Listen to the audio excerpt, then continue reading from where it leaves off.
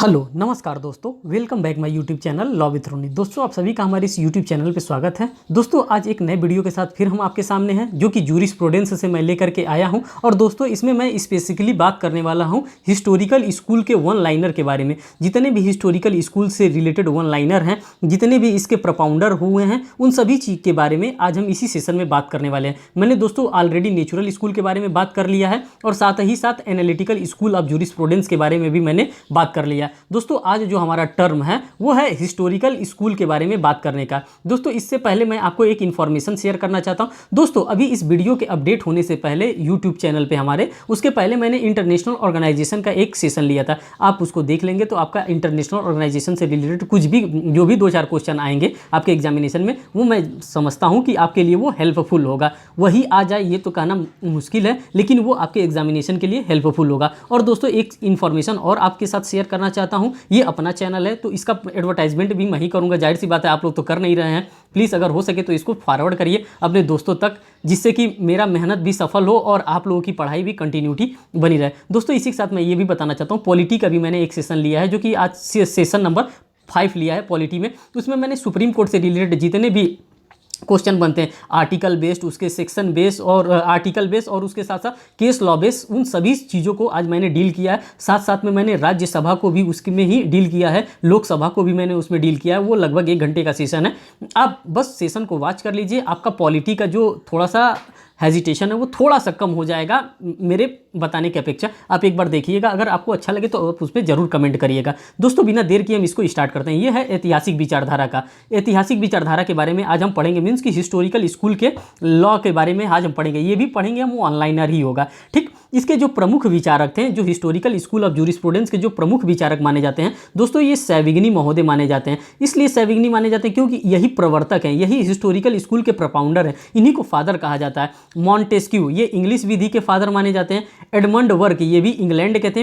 ह्यूगो ये नहीं, मॉन्टेस्क्यू जो भी हैं ये इंग्लैंड के हैं। ये सॉरी वो गलत हो गया था। देखिए यहाँ पे मैं फिर से आपको बता दे रहा हूँ। देखिए फिर मैं बता रहा हूँ आपको, सैविग्नी जो है प्रोपाउंडर हैं। मॉन्टेस्क्यू कहाँ के? ये इंग्लैंड के हैं। मॉन्टेस्क्यू जो हैं इंग्लैंड के। एडमंड वर्ग ये भी इंग्लैंड के हैं। और ह्यूगो ग्रोसियस जो हैं ये जर्मनी के हैं। और सर हेनरी मेन और पुस्ता और गियर के, ये लोग क्या हैं? ये लोग हिस्टोरिकल स्कूल के प्रोपाउंडर में से माने जाते हैं। प्रोपाउंडर का मतलब कि ये लोग हिस्टोरिकल स्कूल को आगे तक बढ़ाने का कार्य इनके द्वारा ही किया गया। और जो मेन फादर का माना जाता है हिस्टोरिकल स्कूल का, वो अपने सैविग्नी महोदय माने जाते हैं। थोड़ा सा इसके बारे में मैं थोड़ा सा आपको बता देता हूं, बाकी वन लाइनर फैक्ट के बारे में मैं लेकर चलूंगा। इसलिए ये बताना जरूरी होता है, क्योंकि जब थोड़ा सा आप इनके बारे में जानेंगे तो आपका जो लेवल ऑफ अंडरस्टैंडिंग होगा वो थोड़ा सा हाई हो जाएगा। देखिए ऐतिहासिक विचारधारा प्राकृतिक विचारधारा के सिद्धांत के विरुद्ध एक प्रक्रिया है। विधिक पद्धति के प्रारंभिक सिद्धांत तथा आधारभूत संकल्पनाओं के इतिहास को ऐतिहासिक विचारधारा कहा जाता है। इस शाखा का उद्देश्य विधि के उद्गम, विकास तथा विधि को प्रभावित करने वाले विभिन्न कारकों के समान सिद्धांत का प्रतिपादन करता है। सर्वप्रथम प्रसिद्ध विधि शास्त्री सैविग्नी ने विचारधारा के प्रति ऐतिहासिक दृष्टिकोण अपनाया है। सैविग्नी महोदय के द्वारा, इन्हीं को फादर कहा जाता है। हिस्टोरिकल स्कूल का फादर जो कहा जाएगा वो सैविग्नी महोदय के द्वारा, सैविग्नी को कहा जाएगा, क्योंकि इनके द्वारा ही ये दृष्टिकोण अपनाया गया था कि हाँ कुछ हिस्टोरिकल नामक स्कूल भी हो सकता है।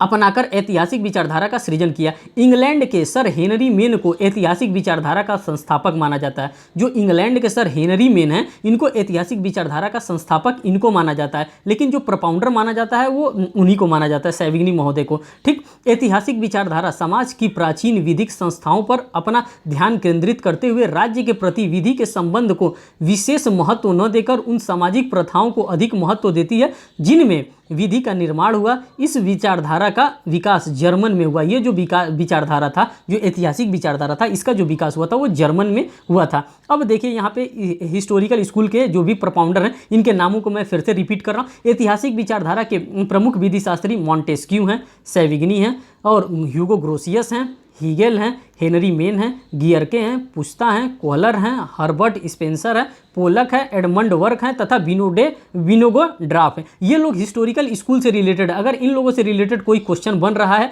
अगर ये नाम आपको ध्यान में आ रहा है, अगर हिस्टोरिकल लॉ वहाँ पे दिया है, हिस्ट्री की बात कर रहा है, तो आप मान के चलिए, बेझिझक होकर चलिए, और इन नामों में से अगर कोई नाम आपको याद आ रहा है, अगर ऑप्शन में दिया है, तो आप आंसर को मार्क कर सकते हैं।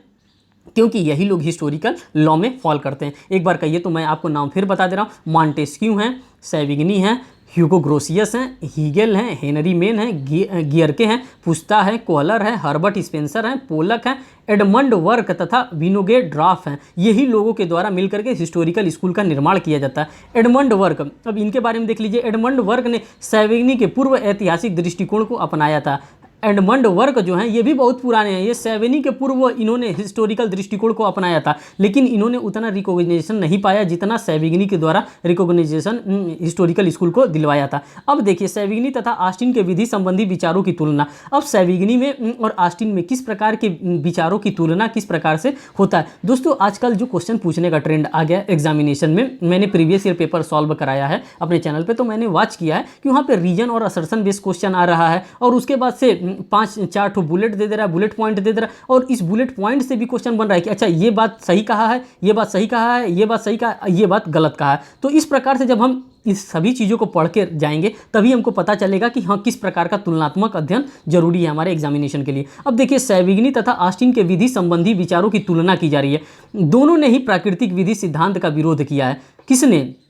सेविग्नी तथा ऑस्टिन महोदय दोनों ने ही प्राकृतिक विधि के सिद्धांत का इन्होंने विरोध किया है। अब देखिए सेविग्नी विधि शास्त्र की ऐतिहासिक शाखा के प्रवर्तक थे, जबकि ऑस्टिन विश्लेषणात्मक शाखा के विधि शास्त्र के प्रवर्तक माने जाते हैं। थर्ड यहाँ पे पॉइंट देखिए, 7 पॉइंट है, सातों बस थोड़ा थोड़ा बस आप जानते रहिए। सेविग्नी विधि को लोक चेतना का परिणाम मानते हैं, मीन्स कि लोगों के अंतर का चेतना, वॉल का जिस्ट ये मानते हैं। सेविग्नी मानते हैं कि जो विधि होती है लोक चेतना होती है, मीन्स कि लोग जितना जागरूक रहेंगे उतने चीज़ों के बारे में जानकारी है, जबकि ऑस्टिन ने विधि को संप्रभु का समादेश माना है। इसमें कल मैंने एनालिटिकल स्कूल कराया था, तो उसमें मैंने बता रहा था, मैं बार बार ये बात बता रहा था कि ये दरअसल ये किस चीज़ को मानते हैं, ये संप्रभु को, समादेश को, कमांड को, सैंक्शन को, सस्ती को, इन सभी चीज़ों को ये मानने का काम कौन करते हैं? ऑस्टिन महोदय के द्वारा किया जाता है। अब फोर्थ पॉइंट देखिए, सेविग्नी की लोक चेतना का आधार रोम तथा जर्मन विधि है, जबकि ऑस्टिन का अज्ञात्मक सिद्धांत अंग्रेजी विधि मीन्स की आंग्ल विधि पर ये आधारित हैं। कौन? सेविग्नी महोदय। ये दोनों ये लोग बड़े ही इंपॉर्टेंट हैं हमारे जूरिस्प्रूडेंस के लिए, इसलिए इनको जानना बहुत जरूरी है। कहाँ ये फंसा सकते हैं हम लोग को, कहाँ ये नंबर हम लोग का खा सकते हैं, तो इनको पढ़ना बहुत जरूरी है। फिफ्थ पॉइंट में कह रहा है ऑस्टिन ने विधि के पालन का आधारभूत बिंदु सस्ती माना है, मीन्स कि इन्होंने पनिशमेंट माना है। अगर ऑस्टिन कहते हैं, अगर क्या कहते हैं, सॉवरेन के द्वारा कोई भी लॉ बनाया गया, अगर आप लॉ के अकॉर्डिंग आप नहीं कर रहे हैं तो आपको क्या दिया जाएगा? आपको पनिशमेंट प्रोवाइड किया जाएगा, यहाँ पे सस्ती दिया जाएगा आपको, मीन्स कि पनिशमेंट इंपोज किया जाएगा आपके ऊपर। जबकि सेविग्नी महोदय ने सामाजिक दबाव के बारे में बताया, और सेविग्नी का कहना है कि सामाजिक दबाव होता है, समाज में किस प्रकार का प्रेशर होता है, उसी प्रेशर के अकॉर्डिंग हमको काम करना होता है। और ऑस्टिन महोदय ये किसको मानते हैं? ये लॉ को मानते हैं, ये कोडिफाइड लॉ के बारे में कहते हैं कि हाँ लॉ ने अगर पार्लियामेंट के द्वारा अगर कोई लॉ बनाया गया तो उसी लॉ के अकॉर्डिंग हमको गवर्न होना है। अगर हम गवर्न नहीं होते उस प्रकार तो हमको पनिशमेंट इंपोज किया जाएगा। और ये मानते हैं दबाव को। कौन? सेविग्नी महोदय दबाव को मानते हैं, और ऑस्टिन महोदय क्या मानते हैं? पनिशमेंट को मानते हैं, पार्लियामेंट के लॉ को मानते हैं। सेविग्नी के अनुसार विधि राज्य के पूर्ववर्ती है, जबकि ऑस्टिन विधि को राज्य की उपज मानते हैं। नेक्स्ट देखिए, सेविग्नी को सिद्धांततः समाजशास्त्रीय दृष्टिकोण पर आधारित है, जबकि ऑस्टिन का तर्क पर आधारित है। जो ऑस्टिन जो अपना चलाते हैं लॉ, वो तर्क पर आधारित है। अब दोस्तों यहाँ पे वन लाइनर फॉर्म में जितने भी क्वेश्चन बन सकते हैं, उस वन लाइनर फॉर्म को मैं आपके सामने लेकर के आया हूँ, क्योंकि यही आपके लिए एग्जामिनेशन के लिए इंपॉर्टेंट है। जो मैंने बताया अभी वो भी इंपॉर्टेंट है, वो रीजन और असर्शन बेस्ड क्वेश्चन में आता है। अब उससे वहाँ पे थोड़ा सा आपका कॉन्सेप्ट जो था वो बिल्डअप हो गया, और जब किसी सब्जेक्ट में आपका कॉन्सेप्ट बिल्ड रहता है तो उस चीज़ को पढ़ने में, उस टॉपिक को पढ़ने में और आपका जो अंडरस्टैंडिंग होता है वो हाई हो जाता है। अब यहाँ पर देखिए ऐतिहासिक शाखा के वन लाइनर के बारे में। ऐतिहासिक विधि का उदय कब हुआ था? 15वीं तथा 16वीं शताब्दी में ऐतिहासिक विधि का उदय हुआ था। सर्वप्रथम विधि के अध्ययन को ऐतिहासिक दृष्टिकोण में अपनाया था, एडमंड वर्क के द्वारा अपनाया गया था। अभी मैंने पीछे भी पढ़ा है, आपको बताया है कि ये किसके द्वारा किया गया था? ये एडमंड वर्क के द्वारा किया गया था। लेकिन इसके प्रवर्तक कौन माने जाते हैं? इसके प्रवर्तक हिस्टोरिकल स्कूल के सेविग्नी महोदय को माना गया है, ये आप ध्यान में रखिएगा। नेक्स्ट देखिए, विधि में ऐतिहासिक पद्धति, जो विधि है, विधि में ऐतिहासिक पद्धति का प्रादुर्भाव प्राकृतिक विधि सिद्धांत के बढ़ते महत्व की प्रक्रिया के स्वरूप हुआ था। नेक्स्ट देखिए, ऐतिहासिक विचारधारा को आगे बढ़ाने वाले विधिशास्त्री कौन है? एडमंड बर्क तथा ह्यूगो और मॉन्टेस्क्यू। ये सभी लोगों के द्वारा ऐतिहासिक स्कूल को क्या किया गया? धीरे धीरे डेवलप्ड किया गया।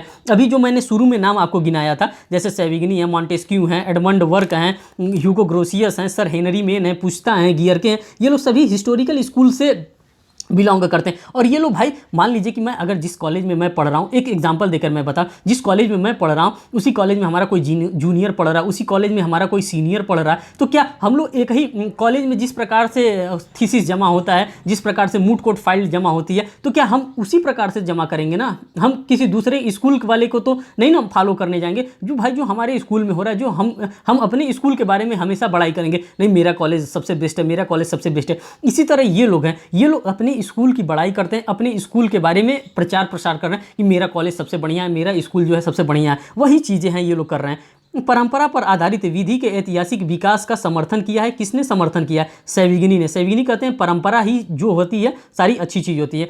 विधि का अध्ययन ऐतिहासिक दृष्टिकोण से करते हुए सेविग्नी को प्रेरणा देने वाले एडमंड बर्क एवं ह्यूगो ग्रोसियस हैं। इन्हीं लोगों के द्वारा सेविग्नी इन्हीं से प्रेरणा लिए हैं। नेक्स्ट देखिए, समुदाय विशेष की भाषा तथा आचार की भांति विधि अपना स्वरूप स्वयं ग्रहण करती है। ये बात कौन बताया है? ये बात ह्यूगो ग्रोसियस और सेविग्नी जी के द्वारा बताया गया। सेविग्नी के सिद्धांत का सारांश विधि जन जीवन की सामान्य लोक चेतना है। ये वोल्काजिस्ट की बात करते हैं। कौन? जो सेविग्नी महोदय, ये वोल्काजिस्ट की बात करते हैं। कहते हैं जो लोगों का जन चेतना है, लोगों का सामान्य चेतना है, वोल्काजिस्ट की बात करते हैं सेविग्नी महोदय। यहाँ पर देखिए, विधि का विकास शारीरिक विकास की भांति जैविक विकास पर आधारित रहता है। ये भी बात सेविग्नी के द्वारा कहा गया है। विधि का स्वरूप अस्थाई नहीं होता, यह जन भावना के अनुरूप सदैव परिवर्तित होता रहता है। ये भी बात सेविग्नी ने कहा है। विधि के संबंध में जनता की धारणाओं का प्रतिनिधित्व वकील वर्ग द्वारा किया जाता है। ये भी बात सेविग्नी के द्वारा ही कहा जाता है। इन्होंने लॉयर एक्स्ट्रावर्जन भी किताब इन्होंने लिखा है। विधायन को रूढ़िगत रीति रिवाजों की तुलना में निम्न माना है। ये भी बात सेविग्नी के द्वारा ही कहा जा रहा है। जो भी उचित है वह वास्तविक है और जो वास्तविक है वह उचित है। ये बात हीगल जी के द्वारा कहा जा रहा है। इसी तरह से क्वेश्चन आएगा आपके पास, और जब क्वेश्चन आएगा आप नहीं पढ़े रहेंगे तो फिर अब आप समझ लीजिए क्या होगा।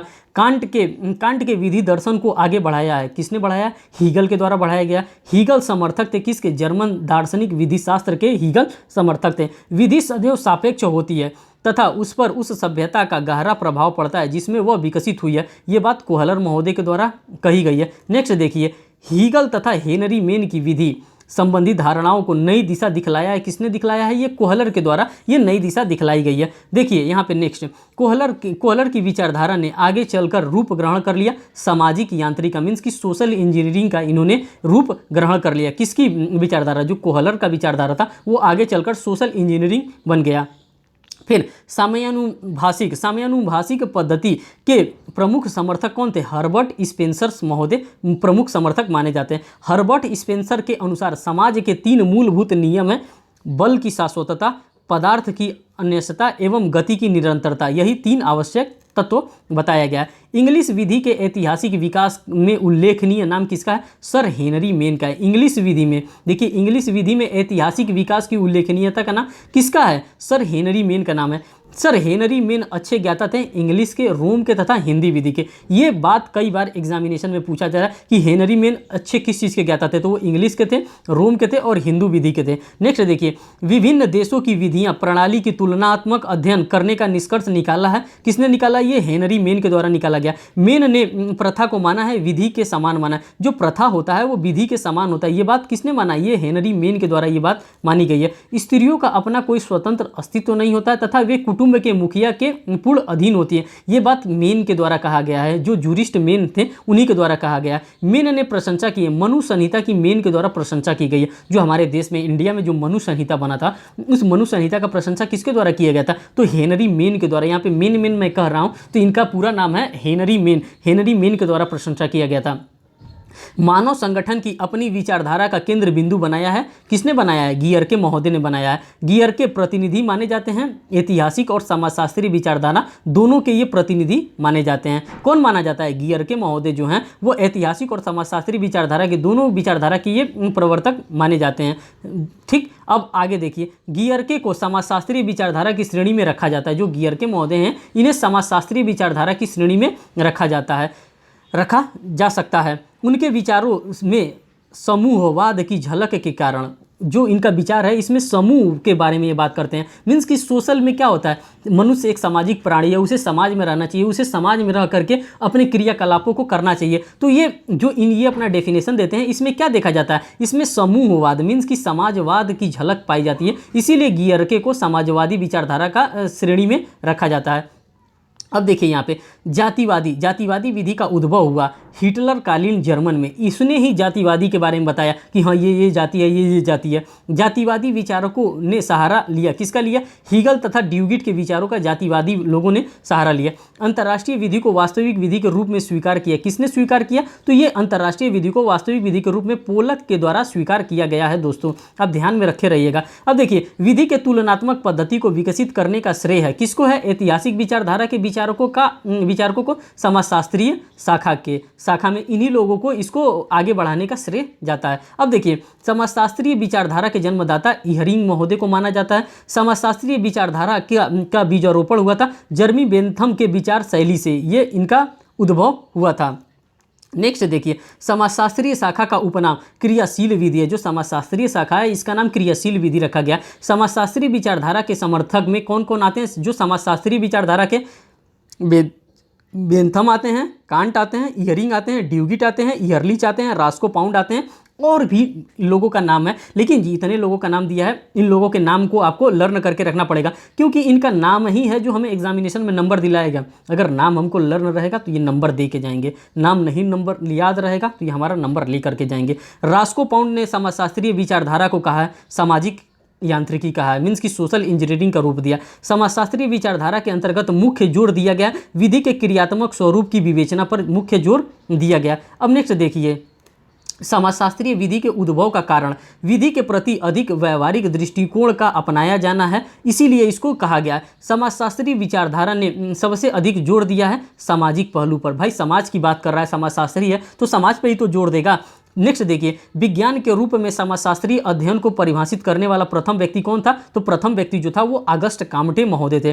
अगस्ट कामटे की विचारधारा का नाम क्या था, वैज्ञानिक प्रमाणवाद। इनकी जो विचारधारा थी इस विचारधारा का ये नाम वैज्ञानिक प्रमाणवाद दिए थे। ठीक, कामटे का वैज्ञानिक प्रमाणवाद आधारित है अनुभववादी पद्धति पर। इनका जो विचार है वो अनुभववादी पद्धति पर स्थित है। नेक्स्ट देखिए वर्तमान समाजशास्त्रीय विधि के प्रणेता रुडोल्फ वान इहरिंग को माना जाता है। नेक्स्ट देखिए विधि का उद्देश्य व्यक्तिगत हितों को एक रूपता देते हुए सामाजिक हितों को सुरक्षा प्रदान करना और उन्हें आगे बढ़ाना है। ये बात किसके द्वारा किया जाता है, ये बात इहरिंग महोदय के द्वारा कही जाती है। नेक्स्ट देखिए समाज में मनुष्य की परस्पर निर्भरता को ड्यूगिट ने नाम दिया है सामाजिक समेकता, सोशल सॉलिडिटी इन्होंने नाम दिया है। अब नेक्स्ट देखिए ड्यूगिट की समाजशास्त्रीय सामाजिक समेकता की कल्पना आधारित है। काम्ट के विधि दर्शन पे ये सामाजिक समेकता इनका आधारित है। अब नेक्स्ट यहाँ पर देखिए सामाजिक समेकता का सिद्धांत आधारित है तथ्य और अनुभव पर सामाजिक समेकता का जो आधारित है।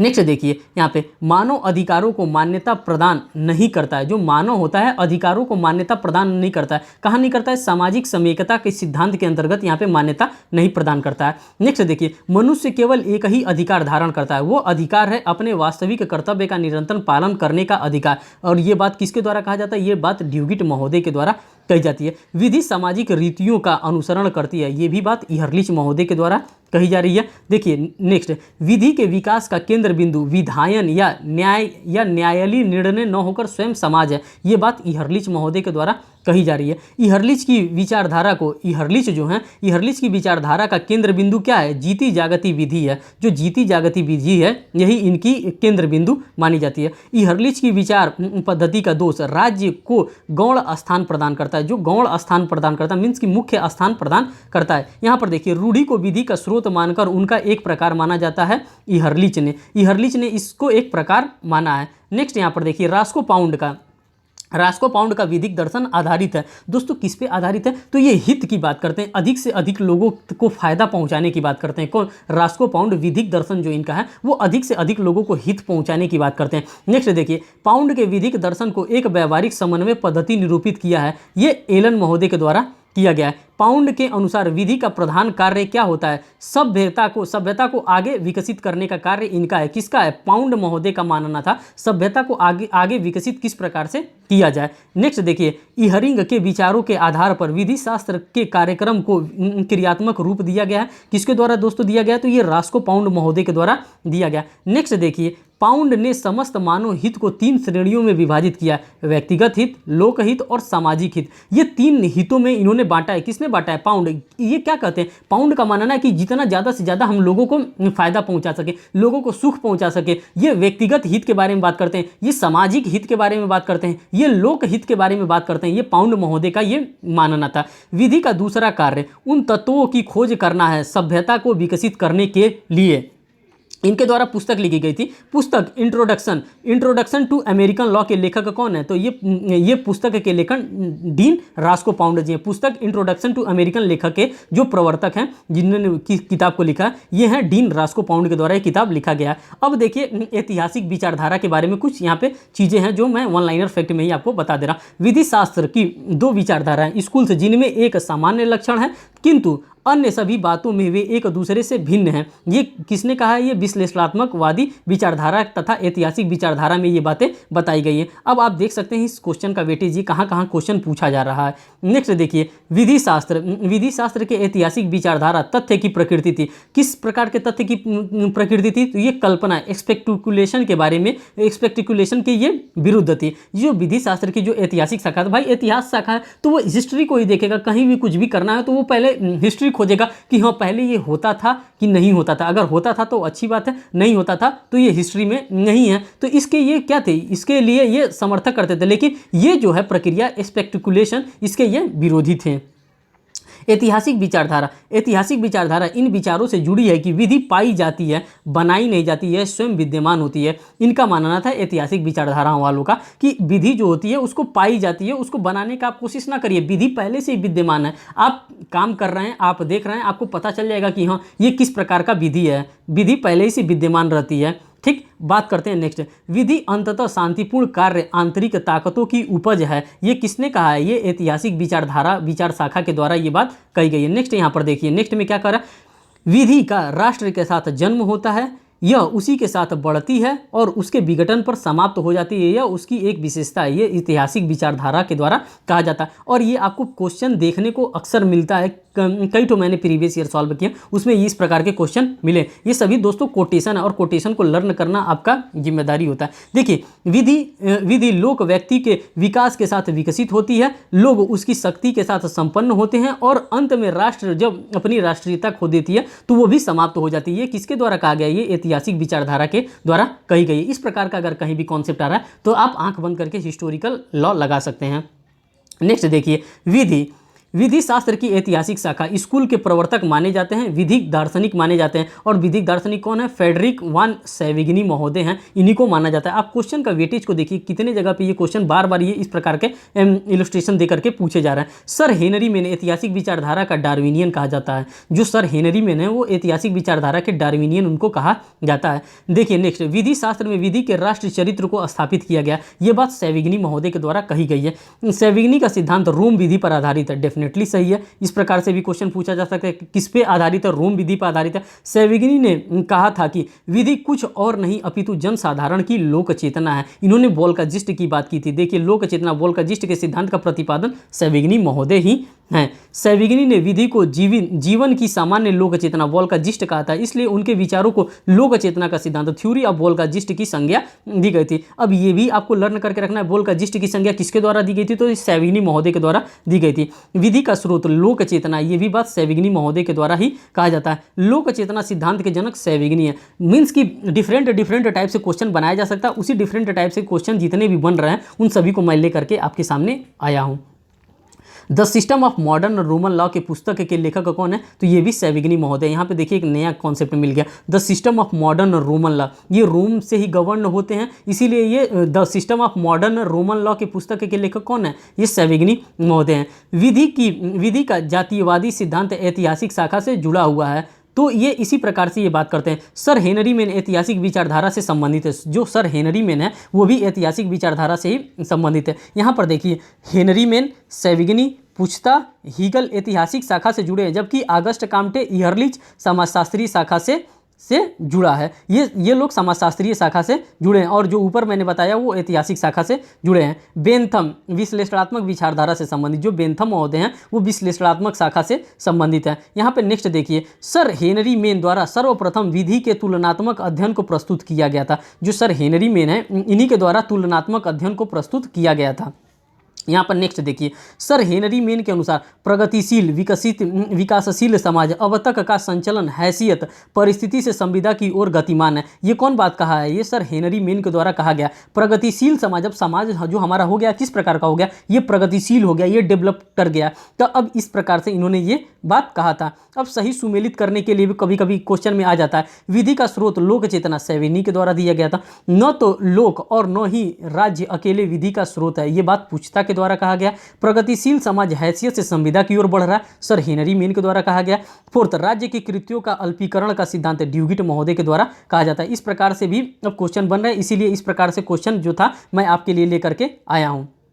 सही सुमेलित करने के लिए भी क्वेश्चन आ जाता है। ग्रोसियस डी जूरे बेली एक पेसिस नामक किताब से संबंधित है। जेंटिलिस नैसर्गिक विधि से संबंधित है। ऑस्टिन परिस्थापित नैतिकता से संबंधित है। और विक्टोरिया अधिरचनावादी शाखा का पूर्ववर्ती है, इससे ये संबंधित है। सही सुमेलित है। अब क्या सही सुमेलित है? यहाँ पर देखिए, सामाजिक समेकता की बात ड्यूगिट महोदय कहते हैं, वैज्ञानिक प्रमाणवाद की बात अगस्ट काम्टे कहते हैं, लोक चेतना की बात सैविगनी कहते हैं, अ प्ली फॉर द कॉन्स्टिट्यूशन बात ऑस्टिन कहते हैं। विधि दर्शन में सुनिश्चित आदेश कैटेगोरिकल इंपरेटिव है। विधि जो है दर्शन में वो कैटेगोरिकल इंपरेटिव है। दोस्तों इस सेशन में इतना ही मैं आप लोगों के लिए जूरिस्प्रूडेंस लेकर के आया हूं। दोस्तों नेक्स्ट सेशन में मैं बहुत ही जल्दी आपके लिए कोई माइनर एक्ट लेकर के आ रहा हूं, या उसके बाद माइनर एक्ट कंप्लीट हो जाता है तो फिर जो जूरिस्प्रूडेंस का जो रियलिस्टिक थ्योरी वाला पोर्शन है, उस रियलिस्टिक थ्योरी के पोर्शन को भी मैं लेकर के आ रहा हूं। 1-2 दिन में आप पूरा ये कंप्लीट कर लेंगे, इसके बाद से बस रिवीजन बचा रहेगा, और उस रिवीजन को आप करेंगे तो आपका जो